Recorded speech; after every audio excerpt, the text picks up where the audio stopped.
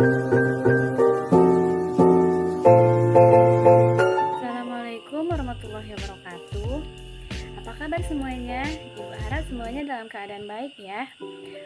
Pada kesempatan kali ini kita akan membahas materi tentang surat Al-Lahab dan juga hadis tentang silaturahmi.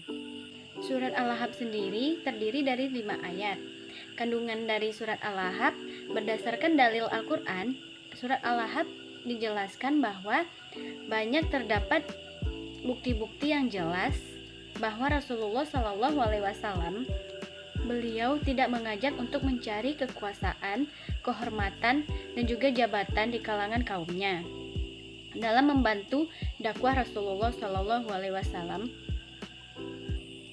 Nah, sedangkan hadis silaturahmi berasal dari bahasa Arab, yakni silah yang artinya hubungan atau sambungan, dan ar-rahim yang bermakna kerabat atau saudara. Nah, jika ingin lebih jelasnya, mari simak sama-sama video berikut ini. Bismillahirrahmanirrahim. Nah, baiklah, pada hari ini kita akan lanjutkan pembelajaran mata Al-Quran hadis, yaitu materi Quran Surat Al-Lahab beserta penjelasannya. Sebelum kita memulai pembelajarannya, sekarang Bu Guru mau bertanya, anak-anak ibu apakah ada yang tahu apa itu surat Al-Lahab? Nah, mungkin sudah tahu ya. Nah, jadi surat Al-Lahab ini adalah surat yang ke-111 di dalam Al-Quran. Nah, arti dari surat Al-Lahab ini yaitu gejolak api. Perlu diingat ya, arti dari surat Al-Lahab adalah gejolak api. Kemudian surat Al-Lahab merupakan surat yang ke-111 di dalam Al-Quran. Nah, selanjutnya surat Al-Lahab terdiri dari 5 ayat. Nah, surat Al-Lahab ini terdapat pada juz 30. Nah, jadi surat Al-Lahab ini termasuk ke dalam surat Makkiyah, golongan surat Makkiyah, di mana surat Makkiyah ini merupakan surat yang diturunkan di kota Mekah dan ayatnya pendek. Nah, jadi pada surat Al-Lahab ini menceritakan tentang Abu Lahab dan istrinya yang menentang dakwah Rasulullah Shallallahu Alaihi Wasallam. Nah, sekarang Ibu Guru mau kita bersama-sama membaca surat Al-Lahab. Mari kita membaca surat Al-Lahab. Nah, sekarang Bu Guru akan memulai, kemudian anak-anak Ibu silahkan diulangi nanti di rumah ya. Bismillahirrahmanirrahim. Tabbat yada abi lahabi wa tab, ma aghna anhu maluhu wa ma kasab, sayasla naran dhata lahab, wa imra'atuhu hammalatal hatab, fi jidiha hablum mim masad. Shadaqallahul azim. Nah, silakan anak-anak ibu di rumah untuk mengulang-ulangi surat Al-Lahab, kemudian dihafal ya anak-anak soleh-soleha. Nah, nanti silahkan dikirimkan video ataupun rekaman kepada Bu Guru. Nah, selanjutnya kita membahas tentang arti surat Al-Lahab. Sekarang kita mulai dari ayat pertama, yaitu Tabbat yada abi lahabi wa tab. Artinya, binasalah kedua tangan Abu Lahab dan sesungguhnya dia akan binasa. Yang kedua, ma aghna anhu maluhu wa ma kasab. Artinya, tidaklah berfaedah kepadanya harta bendanya dan apa yang ia usahakan. Lanjutkan, sayasla naran dzata lahab. Artinya, kelak dia akan masuk ke dalam api yang bergejolak. Wa imra'atuhu hammalatal hatab. Dan begitu pula istrinya pembawa kayu bakar. Fi jidiha hablum min masad. Yang artinya yang di lehernya ada tali dari sabut. Sekarang Bu Guru akan menjelaskan tentang surat Al-Lahab. Nah, dalam surat Al-Lahab ini Allah Ta'ala berkisah kepada kita tentang nasib seorang musuh Islam, yaitu Abu Lahab. Nah, di mana Abu Lahab ini merupakan paman dari Nabi Muhammad SAW, dan istrinya Abu Lahab ini bernama Ummu Jamil. Nah, silahkan diingat ya, anak-anak ibu semuanya. Nah, Abu Lahab ini dan istrinya adalah orang yang memusuhi Nabi Muhammad sejak beliau diutus menjadi nabi. Kemudian Allah telah mengancam mereka, Abu Lahab dan istrinya, yaitu berupa kerugian dan kebinasaan, dan kelak di akhirat mereka akan masuk ke dalam neraka. Abu Lahab telah menyakiti Nabi, dan istrinya yang berkalung sabut di lehernya juga menebarkan duri-duri di jalan yang dilalui Nabi. Nah, begitulah asbabun nuzul kenapa surat Al-Lahab diturunkan. Nah, jadi di sini Bu Guru mengingatkan kita semua bahwa perilaku tersebut adalah merupakan perilaku tercela. Nah, oleh karena itu, kita sebagai umat Nabi Muhammad SAW wajib untuk mengikuti ajaran dari Nabi Muhammad. Nah, oleh karena itu kita harus mengetahui sifat yang tercela tersebut. Nah, selanjutnya kita akan mengerjakan latihan.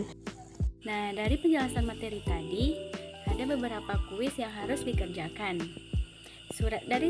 Kuis dari surat Al-Lahab yang pertama, apa arti dari surat Al-Lahab? Yang kedua, berapa jumlah ayat dari surat Al-Lahab? Dan yang ketiga, siapa nama istri Abu Lahab? Yang keempat, siapa nama paman Nabi yang menentang beliau? Dan yang kelima, surat Al-Lahab diturunkan sesudah surat apa? Assalamualaikum warahmatullahi wabarakatuh.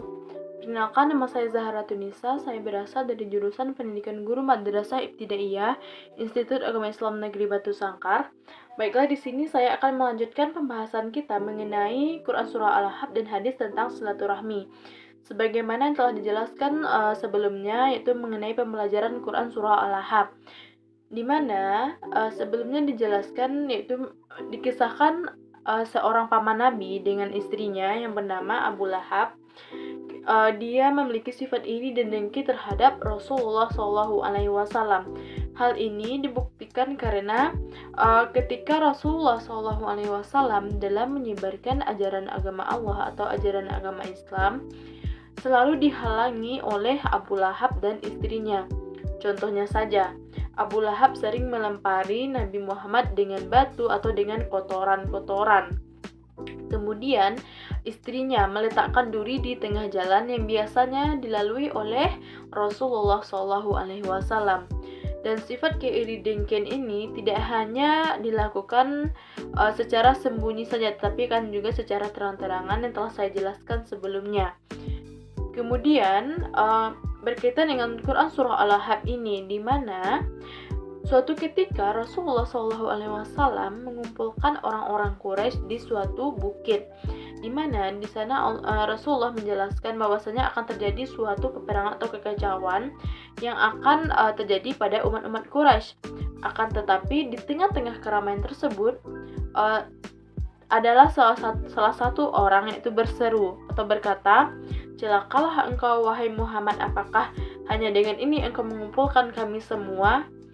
Dan ketika Abu Lahab mengucapkan celakalah kepada Nabi Muhammad, maka Allah Subhanahu wa taala langsung menurunkan dalilnya, yaitu Quran Surah Al-Lahab itu sendiri.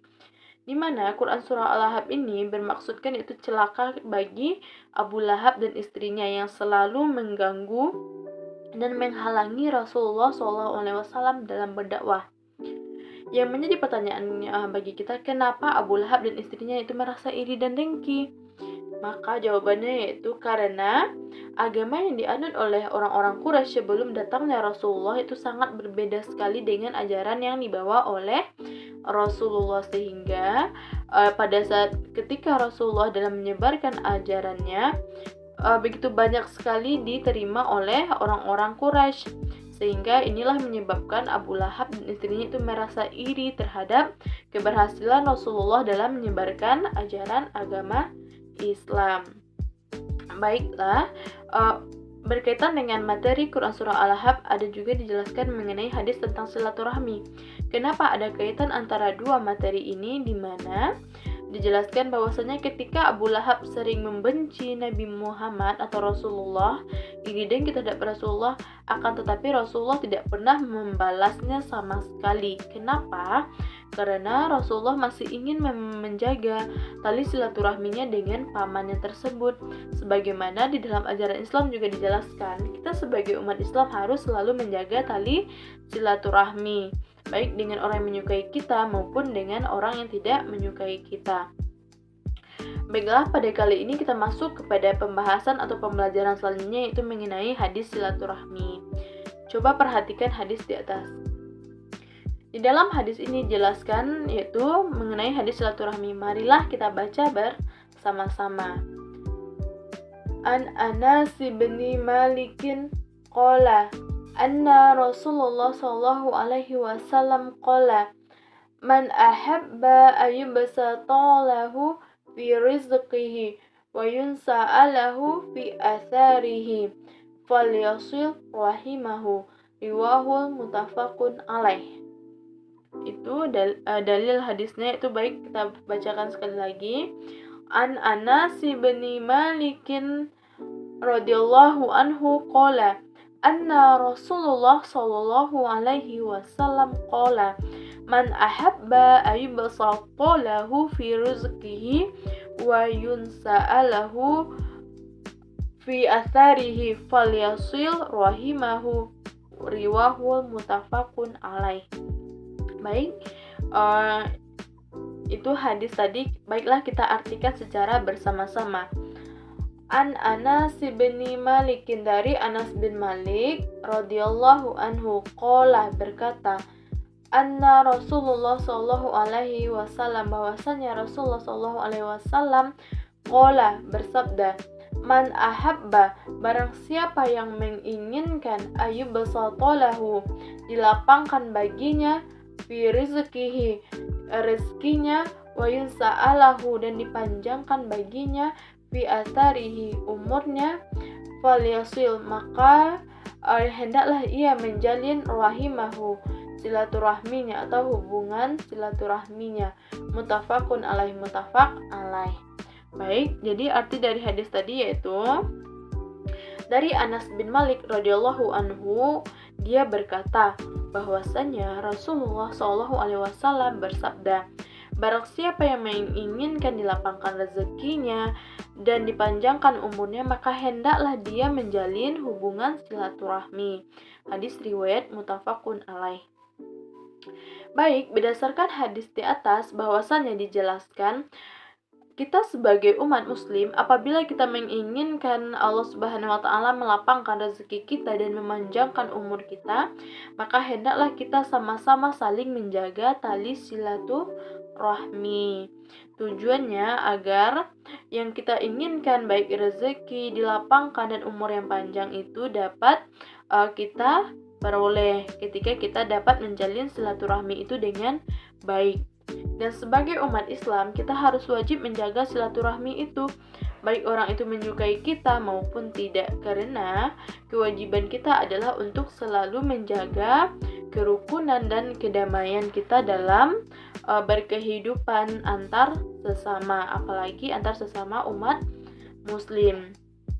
Baiklah, itulah penjelasan materi untuk lebih mengasah pemahaman kita mengenai Quran Surah Al-Lahab dan hadis silaturahmi ini, saya ingin memberikan sebuah pertanyaan atau sebuah kuis yang menjelaskan mengenai.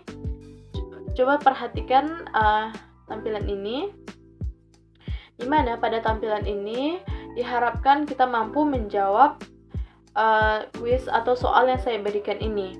Di mana petunjuk dari soal yang saya berikan ini adalah di mana diharapkan kita mampu untuk mencocokkan antara antara potongan-potongan hadis yang saya sajikan ini. Coba diharapkan untuk menyambungkan atau mencocokkan sehingga menjadi suatu hadis yang utuh. Kemudian berdasarkan potongan-potongan hadis ini, silahkan berikan terjemahan dari masing-masing potongan hadis ini. Contohnya man apa artinya? Itu berarti barang siapa atau siapa. Kemudian lanjutkan terjemahan dari potongan hadis yang saya sajikan ini. Baik, mungkin hanya itu pembahasan atau pembelajaran kita mengenai Quran Surah Al-Lahab dan hadis silaturahmi. Semoga bermanfaat dan saya sudahi dengan wabillahi taufik wal hidayah. Assalamualaikum warahmatullahi wabarakatuh. Nah, setelah penjelasan dari materi hadis dan silaturahmi tadi, juga terdapat sebuah kuis. Kuisnya yaitu mencocokkan hadis di samping ini. Mungkin cukup sekian penjelasan materi dari kelompok kami. Saya sebagai mediator mengucapkan Assalamualaikum warahmatullahi wabarakatuh.